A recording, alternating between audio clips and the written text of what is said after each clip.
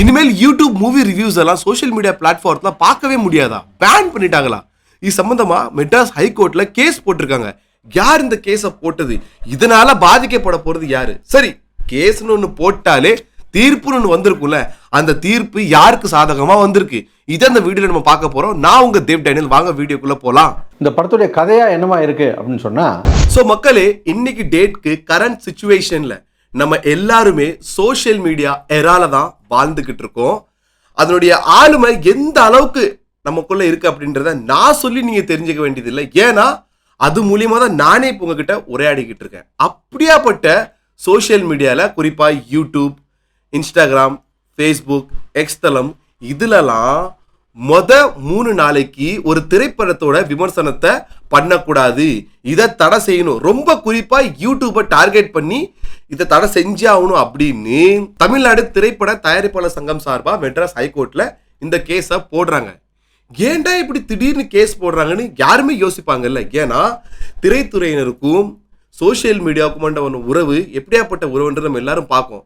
ஒரு cinema problem அவங்களுடைய தனிப்பட்ட வாழ்க்கையை கூட ஒரு எக்ஸ்தலத்தை தான் அவங்களுடைய பிரச்சனையை டக்குன்னு ஒரு போஸ்ட் மூலியமா போடுறாங்க.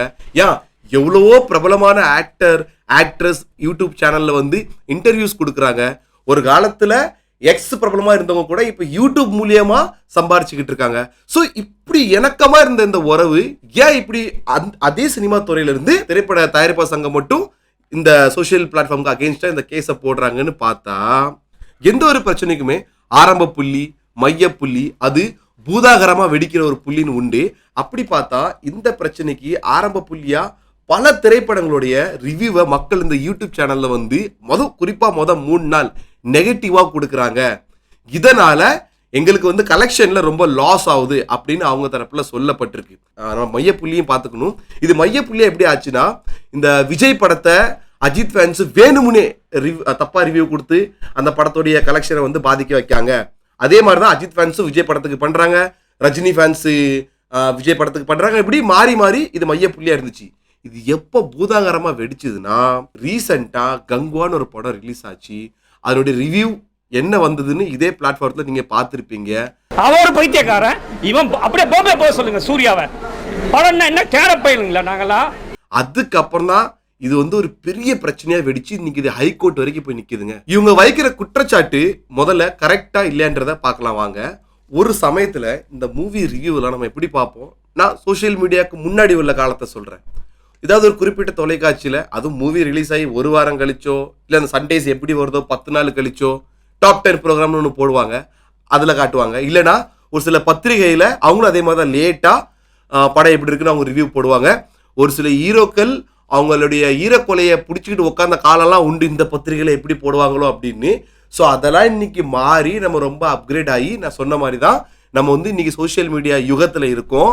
இங்கே எப்படின்னா, ஒரு படத்தை ஸ்பாட்ல 3 மணி நேரம் பார்த்துட்டு வர்ற ஒருத்தன் டைரக்டா அந்த ரிவ்யூவிலேயாவது அந்த ரிவ்யூ கொடுக்குற ரிவ்யூவர்ஸோடைய தனிப்பட்ட பார்வைக்கு படம் எப்படி இருக்குன்னு சொல்லுவாங்க, மக்கள் பார்வைக்கு எப்படி இருக்குன்னு அவங்க ப்ரெடிக்ட் தான் பண்ணுவாங்க. ஆனால் இங்கே அப்படி இல்லை.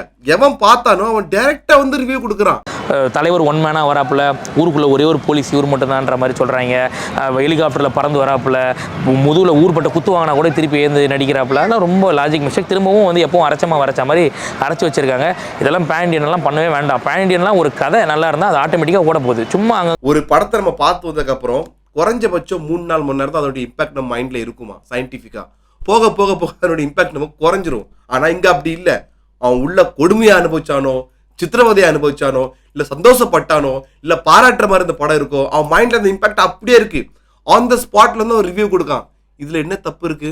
இவங்க சொல்ற மாதிரி இந்த ஃபர்ஸ்ட் 3 days யூடியூப் ரிவ்யூஸ், இந்த இன்ஸ்டாகிராம் ரிவ்யூஸ் இதனால தான் கலெக்ஷன் அடிப்படுது அப்படின்னு இவங்க ஒரு குற்றச்சாட்டை வைக்கிறாங்கல்ல, அது ஏத்துக்கிற தன்மையா இல்லைங்க. ஏன்னா இப்போ அவங்க சொல்ற மாதிரியே இந்த வன்மம் கலந்து வேணும்னே ஒரு படத்தை டாமினேட் பண்றாங்க, அந்த படத்துடைய ரிவ்யூவை கெடுக்கிறாங்க அப்படின்னு சொல்றது உண்மையில நடக்கு. நான் இல்லைன்னா நான் சொல்ல வரல, அதை நான் மறுக்க போறதும் இல்லை. அது எங்க நடக்குன்னா, Ajith fans, Vijay fans, Suriya fans, Vikram fans, இப்போ அதெல்லாம் காலம் மாறி ரஜினி ஃபேன், விஜய் ஃபேன்ஸ், இந்த மாதிரி இடங்கள்ல நடக்கு.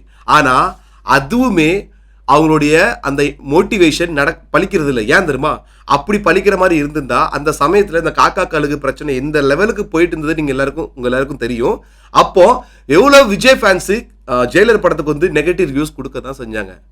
அப்படியே நெகட்டிவ் ரிவ்யூ கேட்டு படம் வசூலாமல் ஆகிட்டா இல்லை ஹிட் ஆகாமல் போயிட்டா? 600 கோடிக்கு மேலே இந்த படம் வசூல் அவ தானே செஞ்சுது.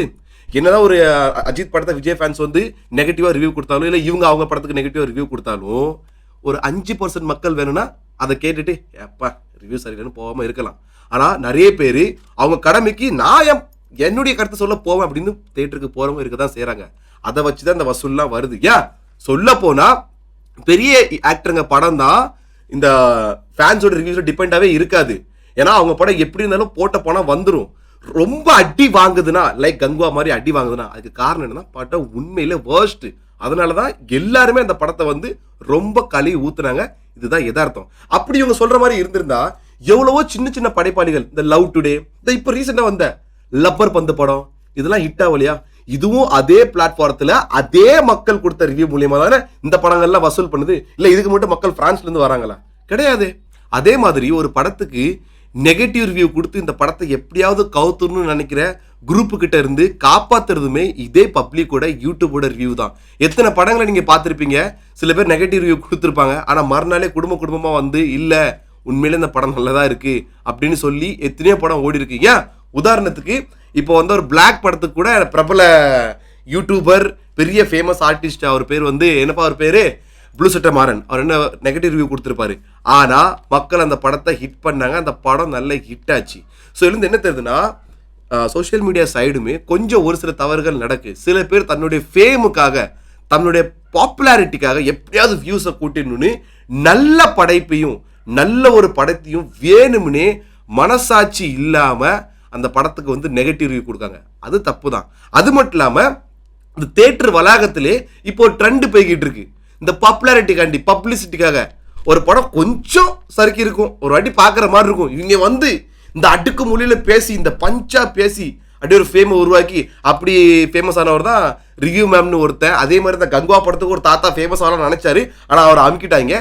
அந்த மாதிரி தவறுகள் நடக்கு. அப்படி நடந்தால் தட்டி கேட்கலாம், அது யாரும் வேண்டான்னு சொல்ல வரல. ஆனால் மொத்தமாக பப்ளிக் வந்து இந்த மாதிரி மூணு நாள் ரிவ்யூ கொடுக்க கூடாதுன்னு சொல்றது வந்து தப்பு தான். ஏன்னா இப்போ சினிமாவில் ஒரு டைமில் டெக்னாலஜி எப்படி இருந்துச்சு, நீங்கள் டெக்னாலஜி எவ்வளோ அட்வான்ஸ் ஆயிருக்கு, அந்த அட்வான்ஸ் ஆனதுனால எவ்வளோ விஷயங்கள் உங்களுக்கு செலவு குறையுது.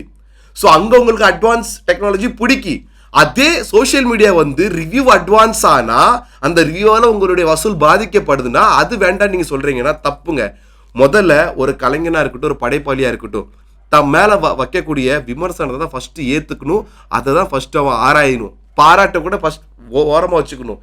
ஏன்னா அது என்ன நம்ம மேலே தப்பாக விமர்சனம் வச்சுருக்காங்க அதை ஆராய்ஞ்சி அதுக்கு ஏற்ற மாதிரி அடுத்த படைப்பில் நல்ல கொடுத்து உன்னை கலாய்ச்ச மூஞ்சில் நெத்தி அடி அடிச்சு காட்டு, படத்தை ஓட்டி காட்டு.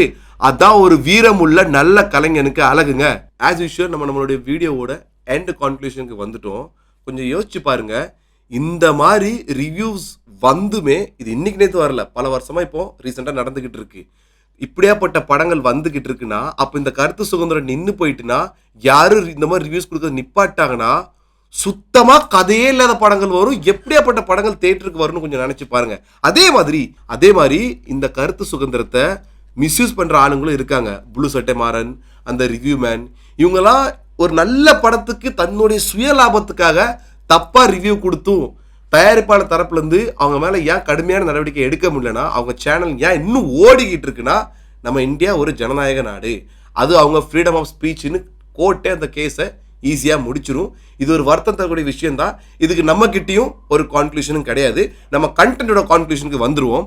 என்னன்னா இப்போ நம்ம வந்து ஒரு ப்ளூடூத் வாங்குறோங்க, அதை நம்ம ஒரு வாரம் வச்சு யூஸ் பண்ணி குவாலிட்டி பிடிக்கல இல்லை டேமேஜ் ஆகிட்டு எனக்கு சாட்டிஸ்ஃபைடு இல்லைன்னா ரீஃபண்டோ இல்லை ரீப்ளேஸோ ஆப்ஷன் ஆன்லைன் வர்த்தகம் பண்ணுறவங்க கூட கொடுக்குறான். ஆனால் ஒரு ரசிகனுக்கு என்ன ஆப்ஷன் இருக்குது? 3 மணி நேரம் அவன் 500 600 படம் டிக்கெட் எடுத்து படத்தை போய் பார்க்கான், அவனுக்கு அந்த ரீஃபண்ட் ஆப்ஷன் கூட கிடையாது. ஓகே 3 மணி நேரம் உள்ள உட்காரான், படத்தை என்ஜாய் பண்ணுறான், பட் அட்லீஸ்ட் ரீஃபண்ட் ஆப்ஷன் தான் இல்லை, ரிவ்யூ ஆப்ஷனாக தான் அவனுக்கு இருக்கணும். அது அவனுடைய கருத்து சுதந்திரம். அந்த படத்தை அவன் பார்த்துருக்கான், அதனோட தாக்கம் அவனுக்குள்ளே எப்படி இருக்குன்றத சொல்கிற உரிமை அவனுக்கு கண்டிப்பாக இருக்குது.